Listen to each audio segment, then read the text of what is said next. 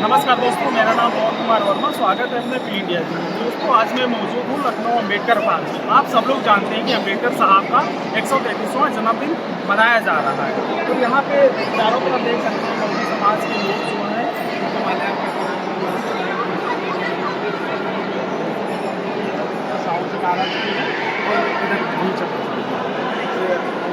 आपको लिखता तो मेरे साथ बात करने के लिए काफ़ी लोग मौजूद हैं। मेरे साथ एक LGBT मेंबर से हैं। मैं इनसे जानना चाहता हूँ बहुजन समाज के विषय में कि क्या आप प्रतिक्रिया देना चाहते हैं। क्या नाम है? मेरा नाम ऋत्विक है और सभी को जय भीम। भीम जयंती की बहुत बहुत शुभकामनाएं। क्या बहुजन समाज में आपको लगता है पास को लेकर अब तक कितना बदलाव हुआ है? क्या बहुजन समाज के लोग जागरूक हैं शैक्षणिक रूप से या फिर आर्थिक रूप से? क्या आपको लगता है बदलाव? मुझे ये लगता है कि शायद एक तो खाली अम्बेडकर को बहुजन नेता ही मान के चलना भी एक बड़ा गलत फहमी है। चाहे वो औरतें हों, चाहे वो LGBTQ कम्युनिटी हो, चाहे वो कोई भी हाशियाग्रस्त समुदाय है, और यहाँ तक कि सवर्ण भी बाबा साहेब के संविधान से वो भी अगर गरज रहे, ऊंची जात की महिला भी अगर आज तन के सर खोलकर बिना मर्दों की मदद के जी रही है और अपने हक अधिकार ले रही है, तो वो बाबा साहब की वजह से है। तो पहले तो ये बता देना, यही साफ कर देना चाहिए कि बाबा साहब का ऋणी तो पूरा का पूरा हिंदुस्तान है। ऐसा कोई नहीं है जो जिनको बाबा साहब से कोई फ़ायदा नहीं मिला। दूसरी बात ये कि हाशियाग्रस्त कोई भी तबका हो, संवैधानिक अधिकारों की मदद से 70 साल में हर समाज ने अपने उत्थान के लिए काम किया है, हर समाज में बेहतरी आई है।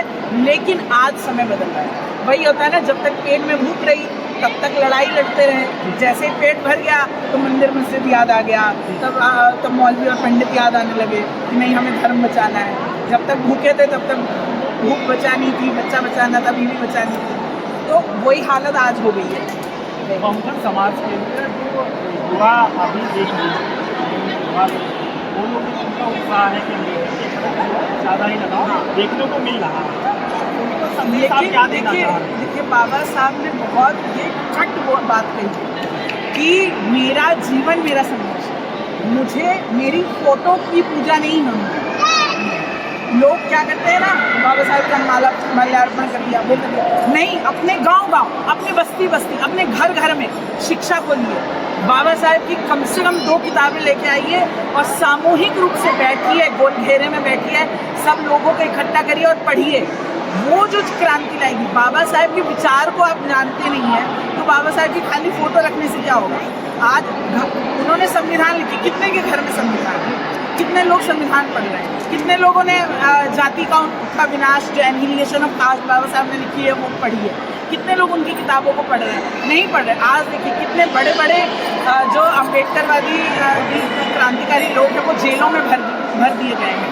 किसान जो लड़ाई लड़े, क्या वो बाबा साहब उसके बारे में जिक्र किए बिना चले गए थे?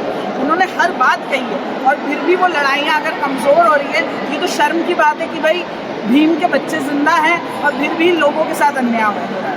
तो भीम अम्बेडकर को सबसे बड़ी श्रद्धांजलि, सबसे बड़ा सम्मान तभी मिलेगा जब उनके लोग उनके आदर्शों को सीखेंगे और उसकी लड़ाई लड़कर वो जो समतामूलक समान बराबरी की समाज की संकल्पना मेरे बाबा साहब ने दी थी, वो उसको धरती पर उतार के लाएंगे। और क्या नाम है आपका? जी, मेरा नाम सुमित है और हम लखनऊ। जी। आप ये बताइए कि जो है इस समय आप सिचुएशन देख रहे हैं कि सरकार भी देख रही होगी, थोड़ा बहुत जो प्रोटेक्शन देना चाहिए वो भी नहीं मिल रहा। क्या आपको लगता है 2024 में किसी तरीके का बदलाव का चांस नजर आ रहा है? ये बात हमारे युवाओं को होनी चाहिए, क्योंकि हमारे समाज के लोग जो हैं वो कई तरह के जाति धर्म भेदभाव में पट गए हैं।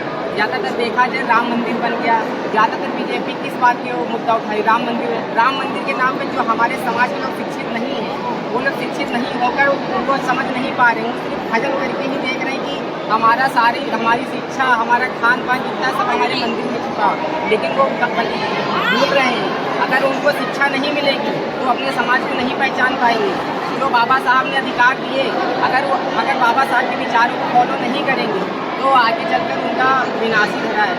नहीं, क्या आपको लगता है कि अम्बेडकर साहब ने संविधान लिखा था, युवा काफ़ी असर पड़ रहा है या फिर अम्बेडकर साहब की जो लिखी हुई अन्य किताबें हैं उन पर अमल कर रहा है या फिर नहीं कर रहा है? देखिए, जो शिक्षित हल्का फुल्का जो शिक्षित हैं वो लोग पढ़ रहे हैं, लेकिन जो शिक्षित नहीं है वो ज़्यादातर बीजेपी के अंडर में है। क्योंकि आज अगर यहाँ पे लोग आए हुए हैं तो जो शिक्षित लोग हैं, जो अगर उनको समझा सकते हैं, और बाबा साहब के विचारों को अगर समझाएंगे तो लोग जागरूक होंगे। हमारे युवा साथी हैं, अगर हम उनको यही कहना चाहेंगे, आप अगर बाबा साहब के बारे में जानते हैं या उनके बारे में पढ़ेंगे तभी आप अपने हक अधिकारों को जान पाएंगे। अगर नहीं पढ़ते हैं तो आप हमेशा जो है सत्ताधारी सरकार जो है आप उसके विरुद्ध रहेंगे या उनके खिलाफ आने का कार्य नहीं करेंगे।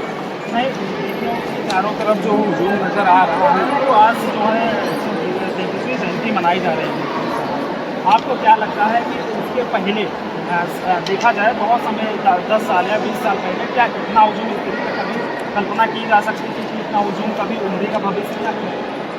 जी देखिए, हमारी बहन जो है वो सत्ता में रह चुकी है, क्योंकि उस सत्ता में जब वो सत्ता में थी तब हमारी बहन बेटियां हमारी सब एकदम खुलकर घूम पाती थी, घर से निकल पाती थी। लेकिन अब क्या हो गया है, लोग सिर्फ अगर निकल रहे हैं तो मंदिर के नाम पर निकल रहे हैं, अगर बीजेपी की पार्टी जा रही है, उनकी रैली जा रही है, उसी में निकल रहे हैं। सिर्फ घंटा बजाने से आपको कुछ नहीं होगा। आपको अगर शिक्षा रोजगार चाहिए तो आपको पढ़ना होगा, अपने अधिकारों को जानना होगा, अपने समाज को समझना होगा। जब तक आप जानेंगे नहीं, जब तक आप कुछ नहीं कर पाएंगे। नहीं, युवा तो पढ़ रहा, पेपर भी दे रहा, देख रहे हैं कि पेपर लीक हो रहा है, तो क्या तुमको लगता है कि युवा जो है रोजगार के लायक जो है बन पाएगा कभी या नहीं बन पाएगा, उसको रोजगार प्राप्त होगा कि नहीं उस सिचुएशन से? देखिए, जो वर्तमान में गवर्नमेंट चल रही है वो ज़्यादातर युवाओं को पढ़ने नहीं देना चाहती है, क्योंकि आप देख लीजिए कि शिक्षा में 18% GST लगा कर रखा है। हर कंट्री में आप चले जाइए शिक्षा मुफ्त है, लेकिन भारत में क्या है, 18% GST किसने लगा कर रखा है? क्योंकि वो चाहते हैं, मनुवादी सरकार चाहती है कि यहाँ के युवा पढ़ना सीखे। अगर वो पढ़ जाएंगे तो अपने अधिकारों को जान जाएंगे और उनको अधिकार देना पड़ जाएगा। इसलिए मनुवादी सरकार हमेशा उनको पढ़ने नहीं देना चाहती है। नहीं, क्या लगता है 2024 में बदलाव हो पाएगा या नहीं हो पाएगा? देखिए, बदलाव की गुंजाइश तो लग रही है इस बार। जिस हिसाब से यहाँ पे अम्बेडकर पार्क में हम अम्बेडकर वादी में दिख रहा है, हमें तो लगता है कि अब लोग धीरे धीरे युवा जो हो रहे हैं वो जागरूक हो रहे हैं, अपने समाज के प्रति उत्साहित हो रहे हैं कि हमें अब अपनी पार्टी लानी होगी, नहीं तो आगे हमारा करियर खत्म है। धन्यवाद बात करने के लिए। क्या नाम है भैया? किसी फोटो लीजिए, इधर दिखाओ भैया, फोटो दिखाओ। हाँ, इधर फोटो दिखाओ। चंद्रशेखर को आप वो ऐसे किसको करते हैं? चंद्रशेखर भाई को सही कहाँ से लड़े? अच्छा, ये कौन है, जानते हैं कि पार्टी कौन सी है? आज़ाद समाज पार्टी में जानते हैं। तो यहाँ पे 31वां जन्मदिन मनाया जा रहा है, तो आप आए हैं, कहाँ रहते हैं? सीतापुर। क्या नाम है? पढ़ाई वढ़ाई की है ना? कोई बात नहीं, देखा होगा कि आपने जो है चंद्रशेखर रावण जी की फ़ोटो लिए हुए हैं, इतना दिल में इनके प्रेम होता है चंद्रशेखर रावण के लिए। आप सभी से बात करने के लिए बहुत बहुत धन्यवाद। नमस्कार।